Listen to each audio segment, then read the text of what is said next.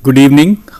Today I am I am representing India Post Payments Bank, and I am going to give you a perspective on financial literacy and investor education from the perspective of India Post Payments Bank. How we are contributing towards investor education and financial literacy, and what is the background for it.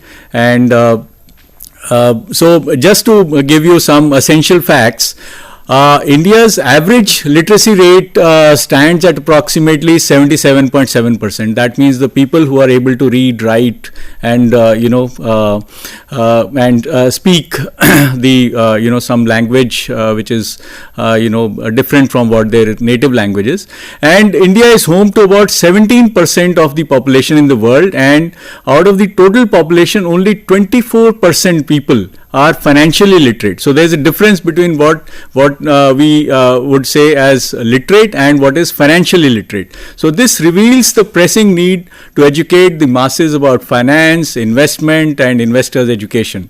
So looking at the current scenario, it becomes all the more important, and the reason for that is that if you look at some of the data in front of us, UPI. The UPI payment systems had recorded about 2.3 billion transactions worth about 2.31 trillion. That means 4.31 trillion. That means around 4.31 lakh crores in January 2021. But this high volume is also leading to fraudsters. They are attacking businesses, end users, customers, and this is leading to more and more concern about awareness and what is happening in the financial sector. There have been cyber attacks across the world, and in 2020, if you look at the data, if we make a Google search, we'll see big millions and millions of dollars having been lost in cyber attacks on groups like Toll Group, Marriott International, Megaland, Twitter, etc. And this reveals the vulnerability of investors, and more digitization is happening across the world.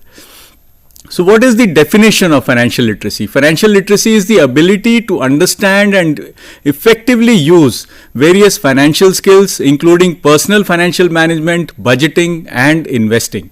So that is the definition. Financial literacy and its components.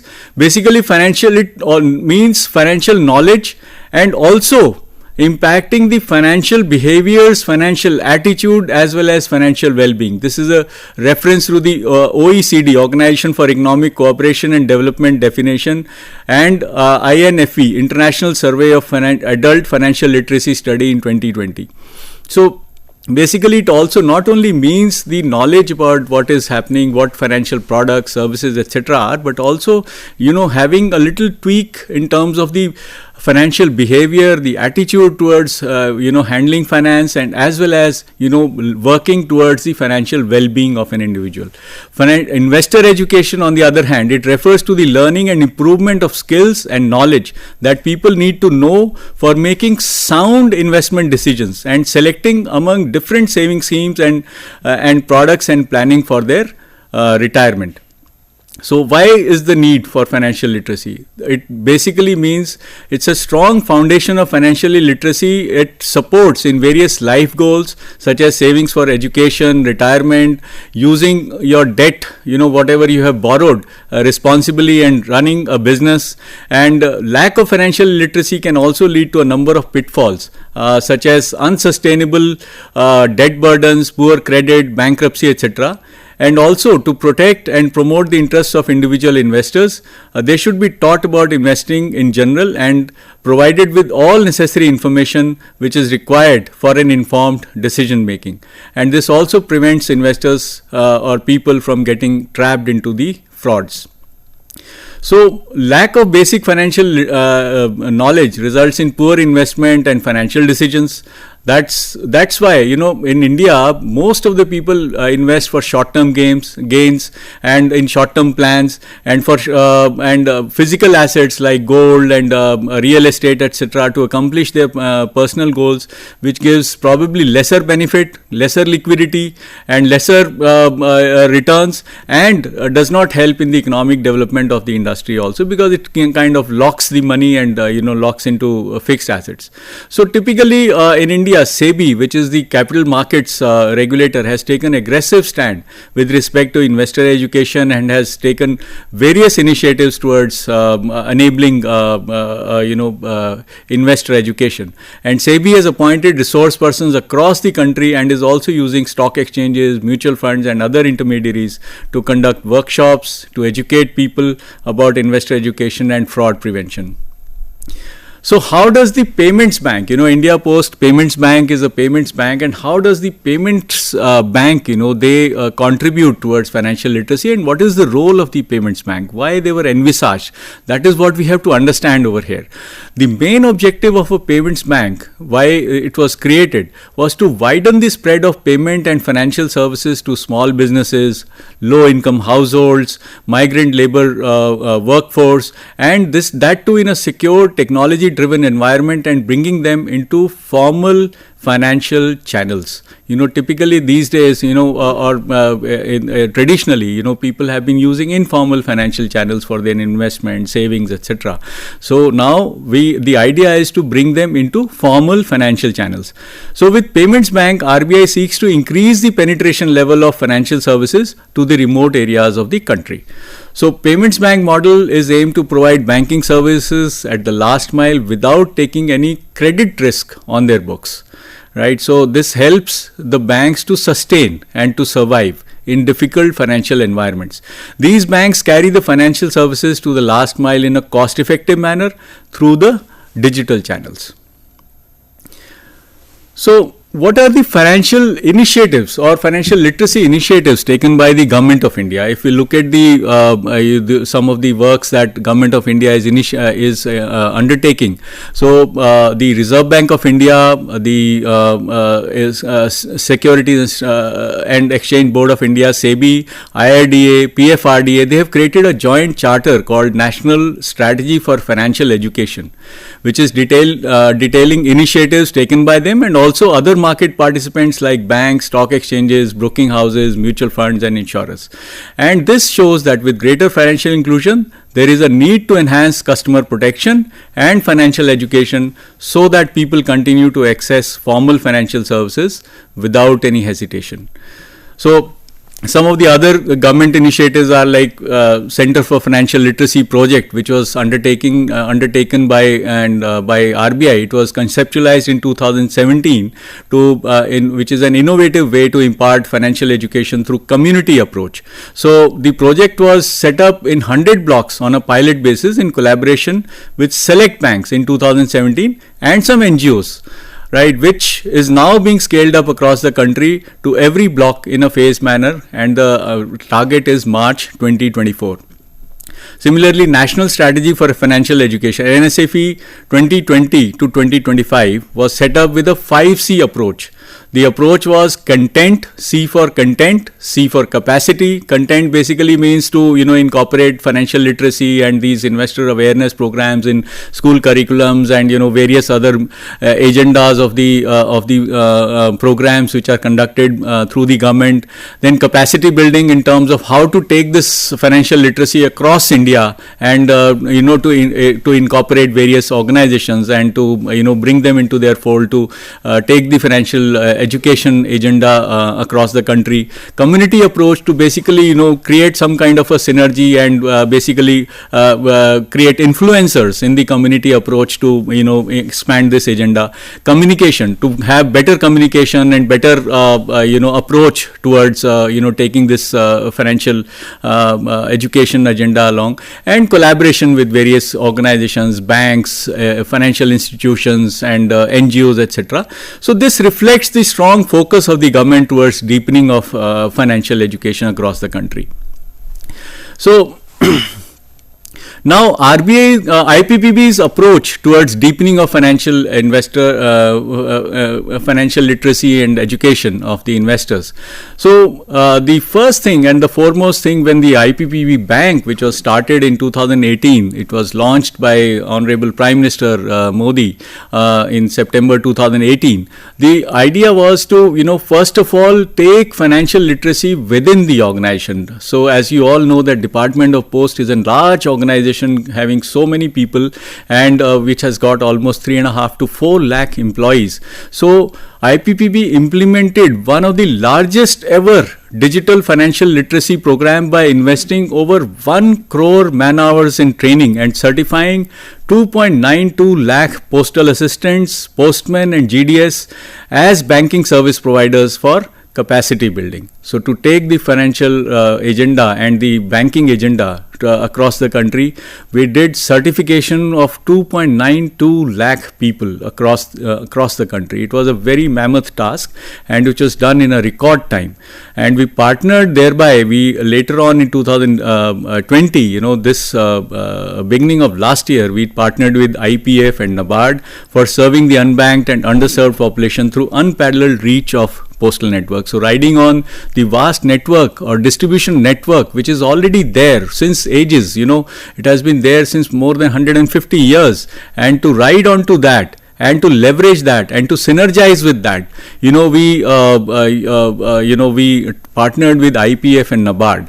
So maximum impact also, we can see that, the impact of India Post Payments Bank or this partnership has created in special focus districts, which is 117 special focus districts, which are places like Karbi Anlong in Assam, very deep areas, Dhalai in Tripura, Vokha in Nagaland, Mokachung in Nagaland, Changlang in Arunachal Pradesh, Leh and Andaman and Nicobar Islands. Some of these left-wing extremist districts, hill districts, forest locations. So all these locations which are unreachable and which are difficult to reach, these locations we have created the impact, and we have carried this financial literacy programs over there. So the financial literacy and investor education in India Post Payments Bank. Basically, this is, if you look at it, the financial and digital literacy is the basic foundation of the bank, because we ride on digital technology, we ride on the mobile banking technology, we ride on the technology which is entirely technology driven, and which is a low cost, frugal, innovative, intuitive technology for banking.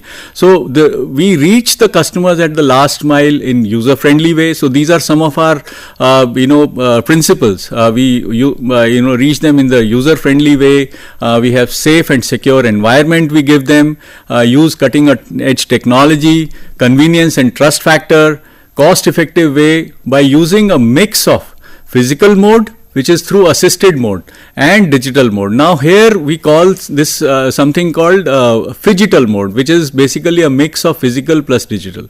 So in order to initiate a person into the digital technology, you always need somebody to guide him, to show him the way, and thereby bring him into the digital technology world. So there the assisted mode, which is through a trusted person, which is the postman or the dakia, he plays a very, very critical role. And today that trust which has been earned over 150 years, this dakia is very easy to guide and advise the people how to use the mobile technology and the banking technology through the digital means, and get into the financial mainstream. So there's a very famous saying by Margaret Mead which says that never doubt a small group of thoughtful, committed citizens can change the world. Indeed, it is the only thing that ever has. So very small group of people, what is just about 2 lakh postmen, but they can actually change the world. They can actually bring about a change, and we believe strongly that these people can contribute in a great manner towards the financial literacy and customer investor education. So what is the distinctive methodology that we approach in terms of financial literacy and investor education?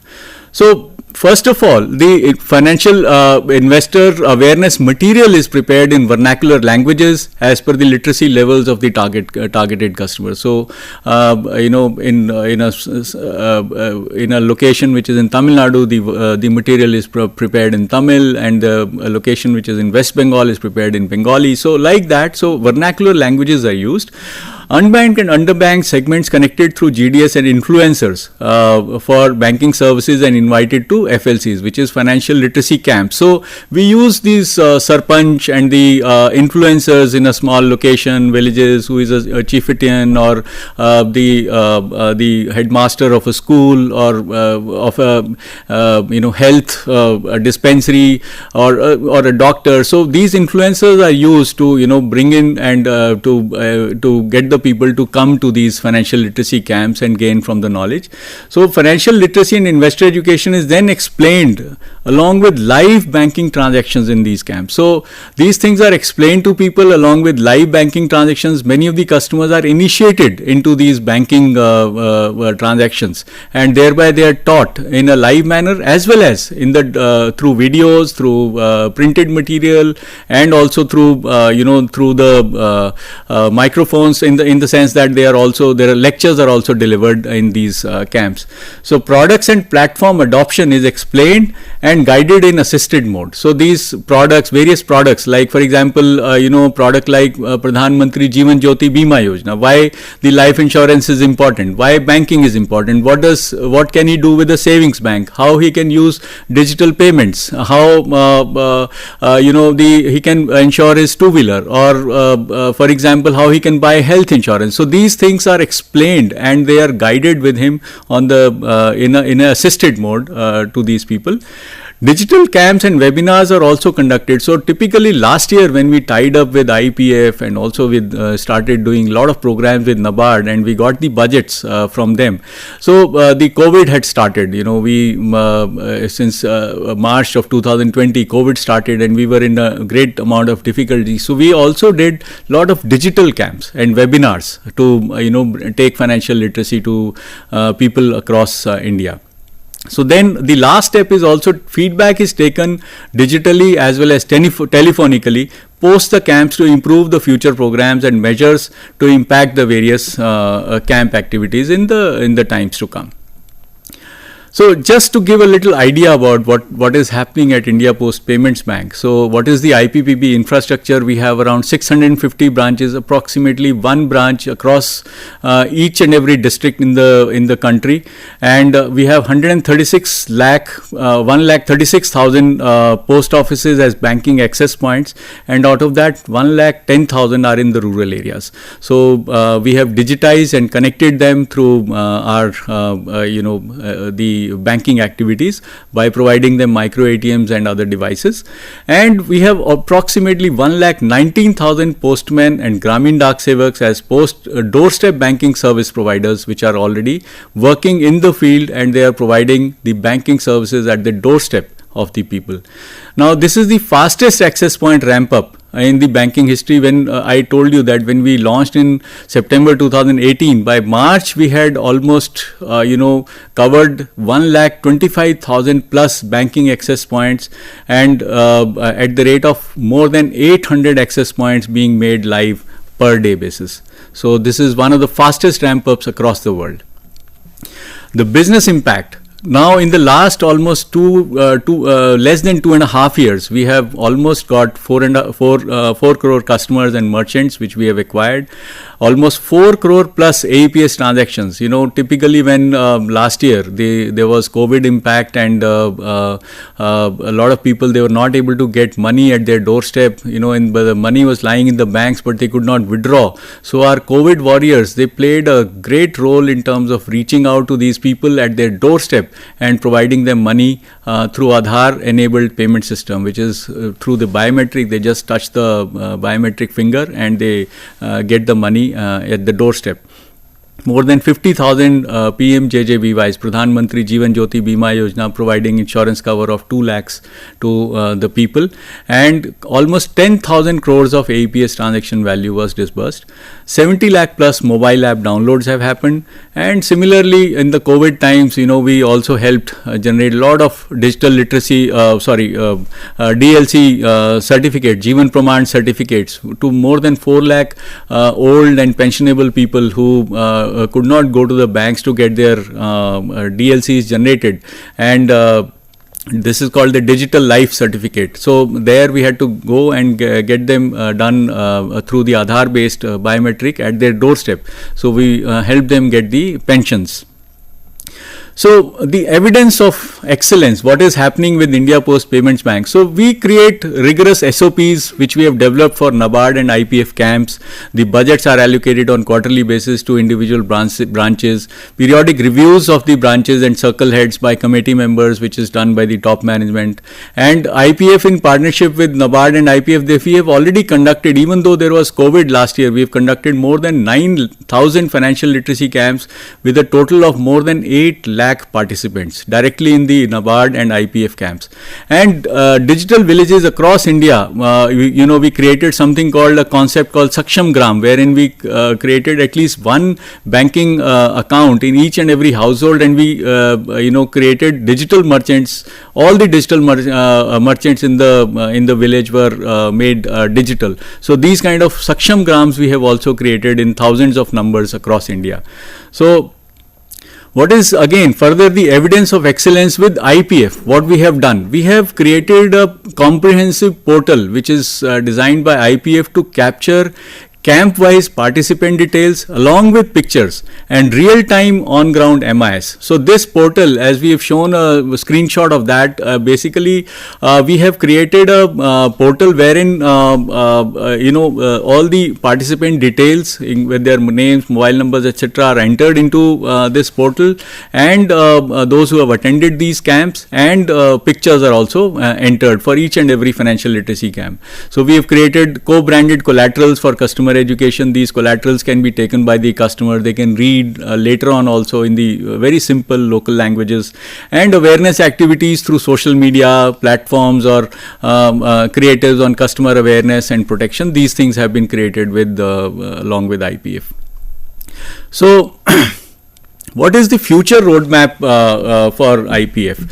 So one is bringing unorganized sector or merchants onto the digital payment ecosystem and channelize their growth. So this is one of the biggest agendas of the India Post Payments Bank and the investor education and financial literacy. So this unorganized sector, because of the vast reach and the deep and rural network and the access of India Post Payments Bank riding on the Department of Post, so we are going to bring unorganized sector merchants onto the digital platform. Then we are trying to cover the entire unbanked and underbanked villages under financial inclusion umbrella through the unparalleled postal network, enabling more transactions in customers' dormant bank accounts and encourage usage to provide to improve the impact in the rural segment of the society. Typically, we have seen that in so many Jan Dhan accounts, for example, almost 36 crore Jan Dhan accounts have been opened in the initial drive, but very few Jan Dhan accounts, almost 30 to 35% only were used, but the rest of them went dormant. So idea is to not only open these bank accounts for the people, but also to enable more and more transactions in these accounts. Even we are also making the dormant Jan Dhan accounts also active by providing them access to those Jan Dhan accounts through AEPS service. So in case their account is in the Jan Dhan account is linked with Aadhaar, or they have Aadhaar seeded into that account, they can withdraw, deposit money and transfer money from these accounts through AEPS, sitting at their home, in their village, even if the bank is say around 5 kilometers, 10 kilometers, 20 kilometers away. So this is how we have made them active. Work not only on financial knowledge. So this again is something which is very important, not only to provide the people about financial knowledge. So we are also trying to work on the behavior, financial attitude, as well as just to create the financial well-being.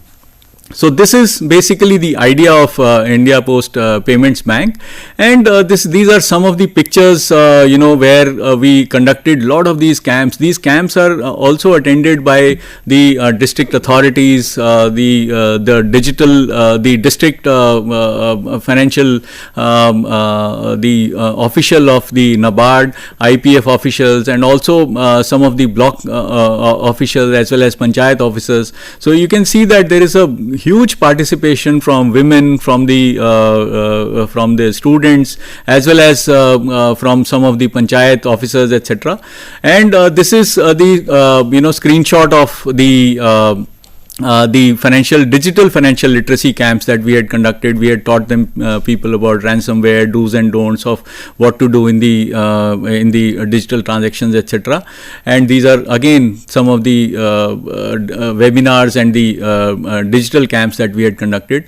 And these are again some of the camps in some of the remote locations. And typically, if you look at it, the Department of Post and the postal, the postman or the Gramin Dak Sevak is able to attract a lot of trust and belief, and that is why the word of the postman or the Gramin Dak Sevak carries a lot more weight than anybody else who would have probably conducted the same financial literacy camp, because of the trust that he has earned over so many years. And he is a person, or he is the son of the soil. He can create, talk to them in the local language. He can address these people by their first name and their personal name, so he knows them in person. So this creates a lot of impact, and the learning goes much more deeper and much better for these people. So these are again some of these camps. As you can see, that Investor Education banner is also there along with India Post. These co-branded banners are also placed, and a lot of these senior people are also participating actively in these camps. So that is about it from my side, and I hope that you have gained from this lecture. So thank you very much. Namaskar. Jai Hind.